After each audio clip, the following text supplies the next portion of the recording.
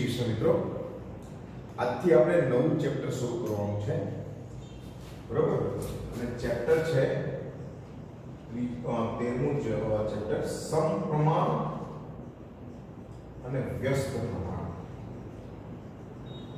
બરોબર? શું ચેપ્ટર લેવું છે? ચેપ્ટર નંબર 13 છે, સમપ્રમાણ અને વ્યસ્ત પ્રમાણ. તો પહેલું વન બાય વન શબ્દ સમજીએ. પ્રમાણ, સમપ્રમાણ અને વ્યસ્ત પ્રમાણની વાત કરીએ. હવે પ્રમાણ એક પ્રકારની સરખામણી દર્શાવે છે. કેવી સરખામણીની વાત થાય છે કે બે રાશિઓ છે, આ બંને રાશિઓમાં સરખામણી કરો. આપણે દાખલા તરીકે ભાઈ તારા કરતા મારે બમણા માર્ક આવ્યા, તો એ પ્રમાણ દર્શાવે છે. એ કોઈ અંક એવો નથી, બમણાનો મતલબ 2 માર્ક વધારે એવું નથી. જે કાંઈ તારા માર્ક્સ છે એનાથી ડબલ માર્ક્સ છે. જો એકના માર્ક્સ 10 હોય તો બીજાના 20 થાય, પણ જો 10 ની જગ્યાએ 12 થઈ ગયા તો બીજાના 24 થાય. એટલે એકના આધારે બીજાનું મૂલ્ય મળ્યું. બરાબર? સમજાય મારી વાત? કહું છું કે ભાઈ એકના આધારે બીજાનું મૂલ્ય મળ્યું. આ પ્રમાણ દર્શાવે છે. બે રાશિઓ વચ્ચેની એક પ્રકારની તુલના છે. શું છે આ? બે રાશિ વચ્ચેની તુલના કહી શકો. હવે આની અંદર શું થાય કે જ્યારે તમારે બે રાશિઓ વચ્ચેની તુલના કરવી હોય ત્યારે બે વસ્તુ તમારે આવશે. એક આવશે સમપ્રમાણમાં. હવે સમપ્રમાણ એટલે શું? કે જો એક રાશિમાં વધારો થાય,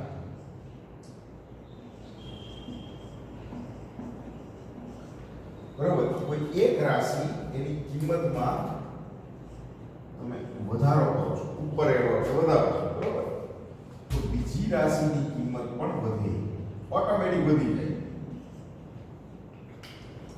બરાબર? જો તમે એક રાશિની કિંમતમાં ઘટાડો કરો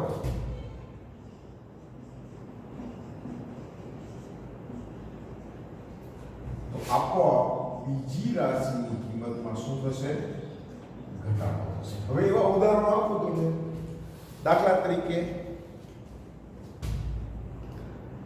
5 વ્યક્તિઓને જમવાનો ખર્ચો 150 રૂપિયા થતો હોય, બરોબર? 5 વ્યક્તિઓને જમવાનો ખર્ચો 150 થાય તો 6 વ્યક્તિ કરું તો ખર્ચો વધશે કે ઘટશે? ઓબ્વિયસલી ખર્ચ શું થશે? વધશે. માણસો વધશે તો ખર્ચ વધશે. તો દાખલા તરીકે 5 હતા, એના કેરા આપણે 6 એટલે 5 ના 6 કેરા એટલે 1 વધ્યા, તો આ બાજુ પણ ખર્ચમાં પણ વધારો છે. દાખલા તરીકે બીજું, જો વીજળી વધારે વાપરશો તો બિલ વધારે આવશે. તો વીજળી વપરાશ તમે વધારશો તો આપોઆપ બિલની કિંમત કેવી થશે? વધે. એક વધ્યું, બીજું વધ્યું. આવા ઘણા બધા આપણા રોજિંદા જીવનની અંદર ઉદાહરણો આવતા હોય. એટલે મૂળ એવી બે રાશિઓ છે, તમને કમ્પેરિઝન કરવાની કીધી છે. તો એમાં એકમાં વધારો કરશો તો બીજા વધશે. જો વિદ્યાર્થી પોતાની મહેનત વધારે તો એના આવતા માર્કમાં વધારો થાય, મહેનત ઘટાડે ઘટાડો થાય. બરોબર? એટલે એક રાશિ વધી તો સામે બીજી પણ વધશે, એક રાશિ ઘટશે તો બીજી પણ ઘટશે. આવા જે પ્રમાણ મળે એને કહેવાય સમપ્રમાણ. શું કહેશું આપણે એને? સમપ્રમાણ. હવે ટેક્સની અંદર જે છે ને એ ડાયરેક્ટ દાખલા છે. હું શરૂઆત પ્રેક્ટિસ બુકથી કરું છું, થોડુંક આપણે એના આધારે. બરોબર?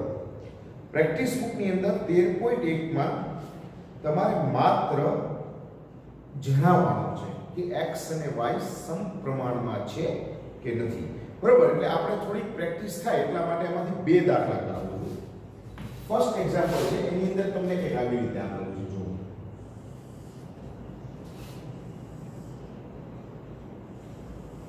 કે આ x ના મૂલ્ય અને અહીંયા y ના મૂલ્ય છે.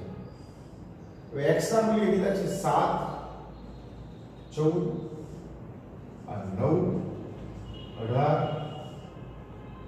11, 22, 15, 30,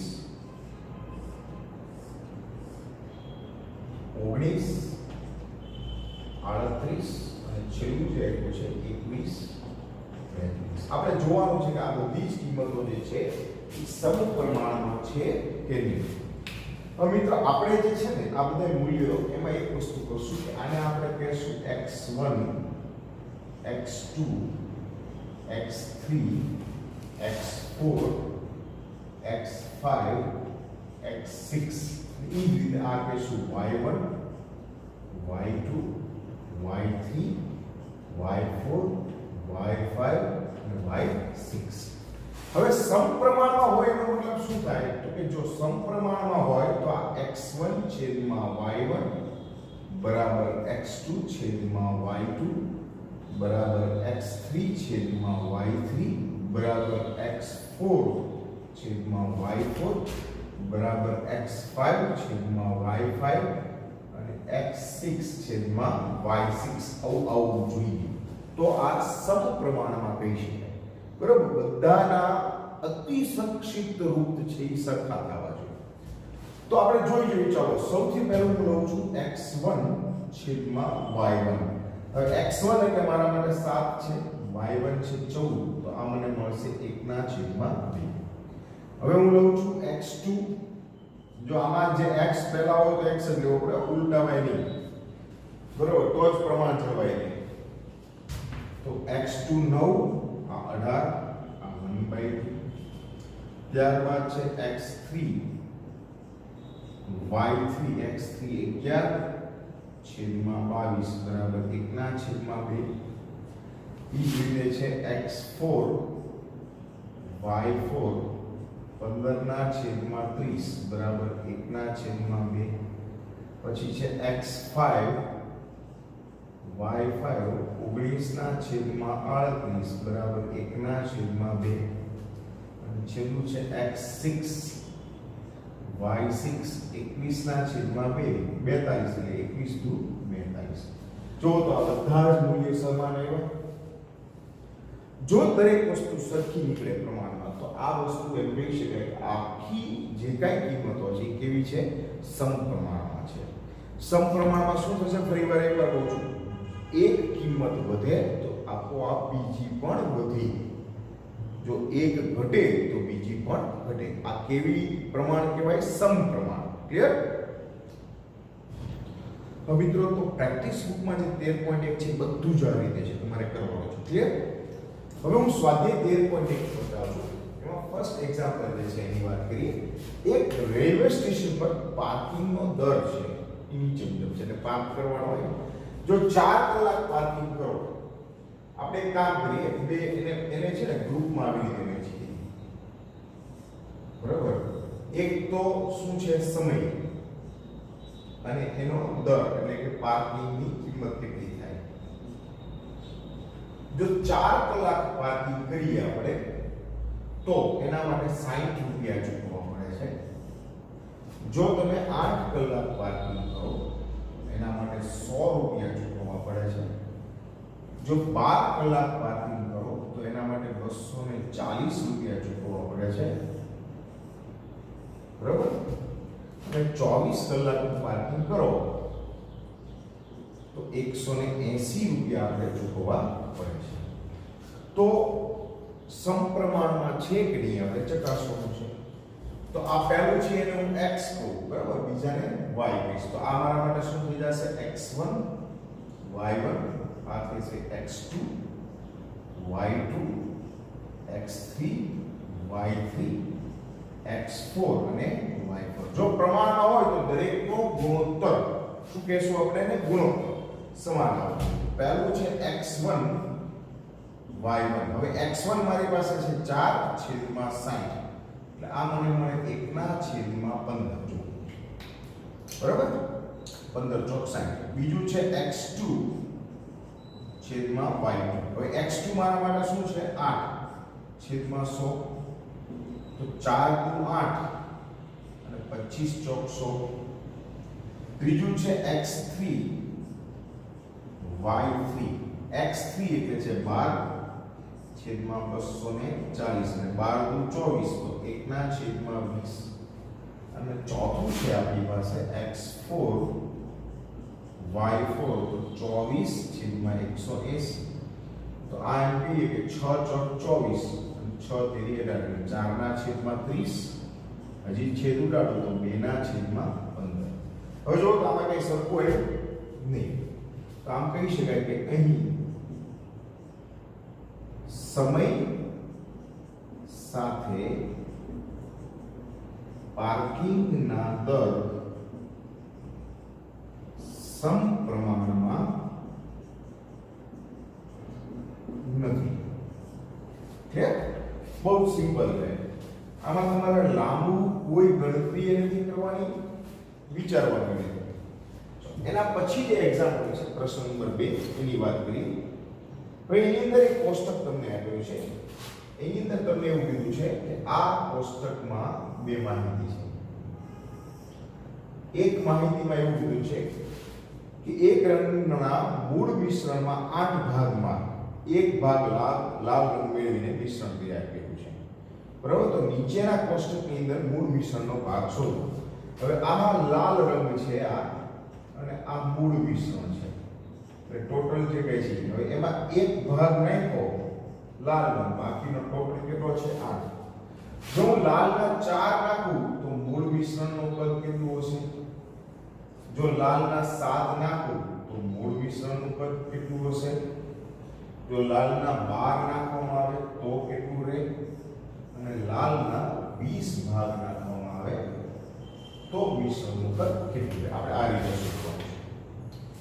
બહુ જ સહેલું છે, કશું નથી આમાં. આ x અને y, આ x1 y1, આ x2 y2, x3 y3, x4 y4 અને x5 y5. હવે તમને એવું કીધું છે કે આ સમપ્રમાણમાં માહિતી છે. બરાબર, માહિતી કેવી છે? સમપ્રમાણમાં. તો આ બધું શોધવાનું. હવે જો સમપ્રમાણમાં હોય તો હું આમ લખી શકું કે x1 છેદમાં y1 બરાબર x2 છેદમાં y2. પહેલા હું આ બંનેની કમ્પેરિઝન કરું. પ્રમાણમાં હોવાથી આ કરી શકાય. બરાબર, તો x1 મારા માટે 1 છે, y1 8 છે, x2 4 છે અને y2 શોધવાના છે. હવે આપણે y2 ને કરતા બનાવવાના, એટલે ક્રોસ ગુણાકાર થાય એમાં. તો ક્રોસ ગુણાકારમાં શું યાદ રાખવાનું કે જે બંને બાજુ કિંમત હોય ને એ અંશમાં આવે, જે એક બાજુ કિંમત હોય એ હંમેશા છેદમાં આવે. તો એનો મતલબ કે અહીંયા y2 એક બાજુ કિંમત છે એ એમને રહેવા દો ને, આ બેનો કરો ગુણાકાર અંશમાં, અને આના છેદમાં કેટલા આવશે? આ 1. તો y2 બરાબર શું આવ્યું? 30. જો આ પહેલું બની ગયું. બરાબર, હવે ફરી પાછું આગળ વધીએ. જો સમપ્રમાણમાં હોય તો x1 છેદમાં y1 બરાબર હોય x3 છેદમાં y3. દરેક માટે સરખું રહેવાનું. કદાચ તમે આને 32 અહીંયા મૂકી દો y અને આ x2 છેદમાં y2 બરાબર x3 છેદમાં y3 કરશો તો પણ મળશે. તો x1 મારા માટે છે 1, y1 8, x3 છે 7, y3 આપણે મેળવવાના છે. તો ક્રોસ ગુણાકાર કરીએ તો આ મને મળશે y3 બરાબર 7 ગુણ્યા 8 ના છેદમાં 1. તો y3 બરાબર 8 * 56. y3 મળી ગયું. y4 મેળવવું છે તો ફરી પાછું એ જ વસ્તુ, x1 ના છેદમાં y1 બરાબર x2 ના છેદમાં y2. આ દાખલામાં જનરલી તમારે બે રાશિ કઈ છે ને એ પહેલા ચેક કરવું પડે. x1 મારા માટે છે 1, y1 છે 8, x2 મને મળ્યું છે 12, y2 નથી, આપણે 4 આવ્યા છીએ, સોરી, y4 શોધવાનું છે. તો y4 બરાબર 8 ગુણ્યા 12, 12 × 96. અને એ જ રીતે આપણે 5 માટે કરશું. તો આ તમારી જાતે હોમવર્કમાં કરવાનું છે તમારે. બરાબર, ક્લિયર? આ એક x5 અને y5 ના આધારે તમારે y5 મેળવવાનું છે. ત્રીજો દાખલો જે છે તમારી જાતે તમારે હોમવર્કમાં કરવાનો છે. એની અંદર એક એક્સ્ટ્રા જે આપણે બીજો ગણ્યો ને એમાં જ છે, એક ઉમેરવાનું છે. બરાબર, ચોથા દાખલાની અંદર વાત કરીએ.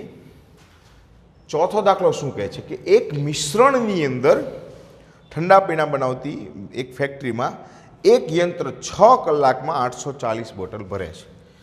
હવે અહીંયા બે વસ્તુ આવશે, એક યંત્ર આવશે અને કેટલી બોટલ ભરે છે એ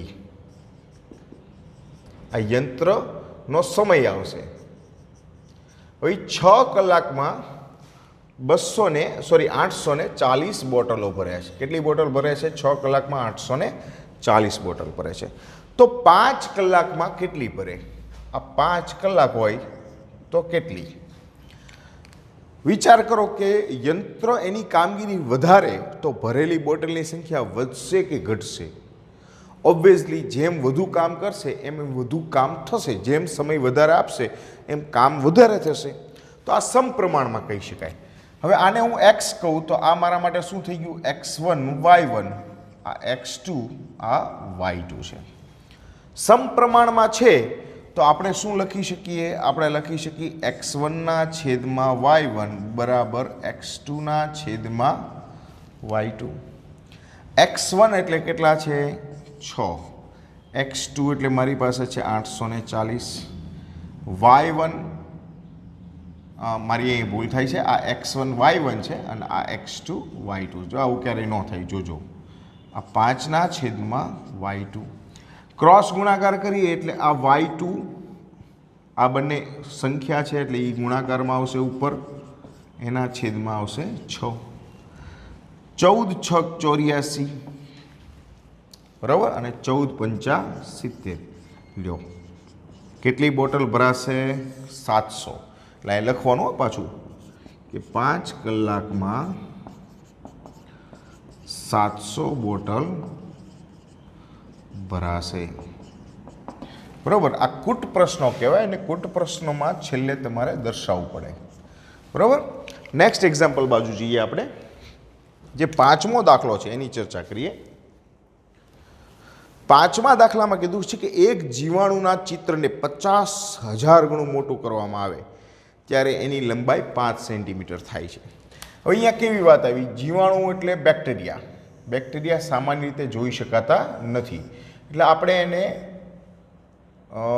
સૂક્ષ્મદર્શક યંત્રની મદદથી મોટા કરતા હોય છે. બરાબર. હવે આ એનું કદ આપણે લઈએ કે ભાઈ કેટલા ગણું કરવામાં આવે, મોટું કરવામાં આવે તો શું કદ થાય? તો પહેલું કીધું છે કે 50,000 ગણું મોટું કરો તો લંબાઈ 5 સેન્ટીમીટર થાય. એટલે કેટલા ગણું કરવાનું છે? 50,000 ગણું. તો એની લંબાઈ કેટલી થઈ જાય છે? 5 સેન્ટીમીટર. આ એકમ ખાસ યાદ રાખવાના.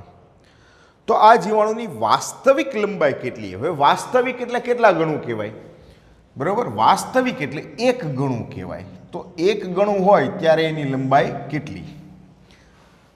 હવે જો ચિત્રને 20,000 ગણું કરવામાં આવે તો એની લંબાઈ શોધો. એટલે બે વસ્તુ શોધવાની છે આપણે. આ 20,000 ગણું કરીએ ત્યારે એની લંબાઈ શું હશે?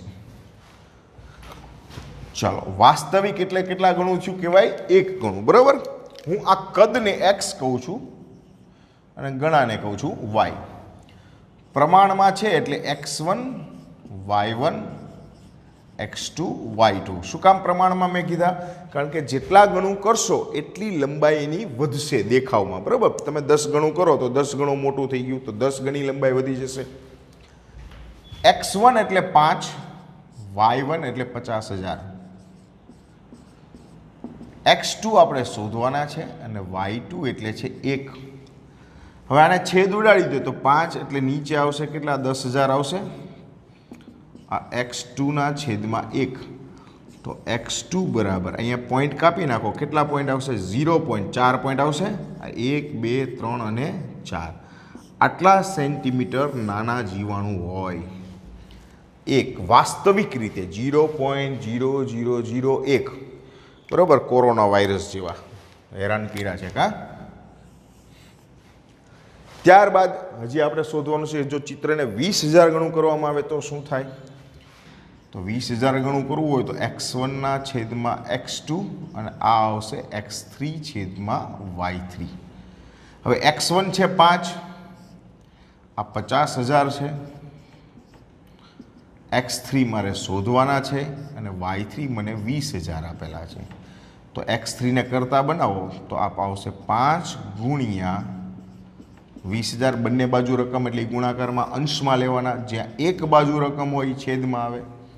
છેદ ઉડાડી દે 1 2 3 4 1 2 3 4 આ 5 સાથે 5 ગયા x3 બરાબર કેટલા સેન્ટીમીટર આવ્યું 2 સેન્ટીમીટર આ યાદ રાખવાનું એકમ કમ્પલસરી લખવો પડશે ક્લિયર ચલો એના પછીનું એક એક્ઝામ્પલ લઈએ એમાં એવું કીધું છે કે એક વહાણની પ્રતિકૃતિ હવે પ્રતિકૃતિ એટલે મોડલ દાખલા તરીકે કોઈ વસ્તુ બનાવવામાં આવે ને તો સીધી સીધી ન બનાવાય પહેલાં એનું એક મોડલ બનાવવામાં આવે હવે આમાંથી જેને ખબર હોય ને કે ભાઈ કોઈ પણ મકાન બનતું હોય ને તો મકાનનું પહેલાં મોડલ તૈયાર કરે કે એની લંબાઈ આટલી પહોળાઈ આટલી પણ એક્ઝેક્ટ મૂલ્યની ન હોય એને પ્રપોઝ ટુ એટલે કે પ્રમાણમાં લીધા હોય દાખલા તરીકે નકશો છે હવે નકશાની અંદર તમે જુઓ કે ભાઈ ભારત દેશ કેવડો તો એ ખરેખર શું એવડો છે નથી પણ એને પ્રમાણમાં લીધું હોય કે 1,00,000 ચોરસ કિલોમીટર હોય તો એની જગ્યાએ આટલા અંતર દેખાડવાનું એ પ્રમાણ માપ કહેવાય જે ખૂણામાં લખેલું હોય તો આ પ્રમાણ માપના આધારે એક વાહનની પ્રતિકૃતિ તૈયાર કરવામાં આવે છે એમાં કુવા સ્તંભની ઊંચાઈ 9 છે અને વાસ્તવિક ઊંચાઈ 12 મીટર છે એટલે બે વસ્તુ આવી એક આવશે પ્રતિકૃતિની ઊંચાઈ કુવા સ્તંભની બરાબર અને એક તમને આપેલી છે વાસ્તવિક ઊંચાઈ બરાબર હવે જે પ્રતિકૃતિની ઊંચાઈ છે એ 9 સેન્ટીમીટર છે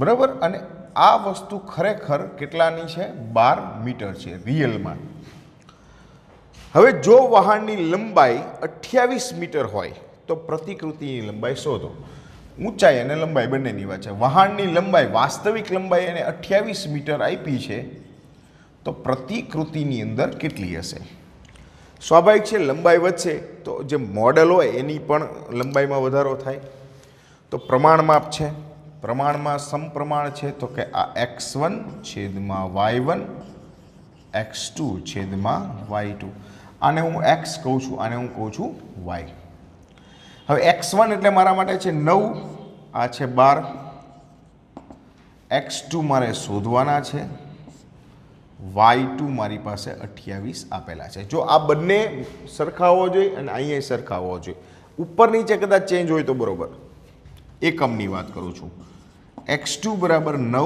ગુણ્યા 28 છેદમાં 12 આ બંને સંખ્યા એટલે અંશમાં 7 ચોક 28 4 તેરી 12 3 તેરી 9 તો x2 બરાબર 21 હવે અહીંયા એકમ શું છે અહીંયા સેન્ટીમીટર બરાબર તો એમ કહેવાય કે પ્રતિકૃતિમાં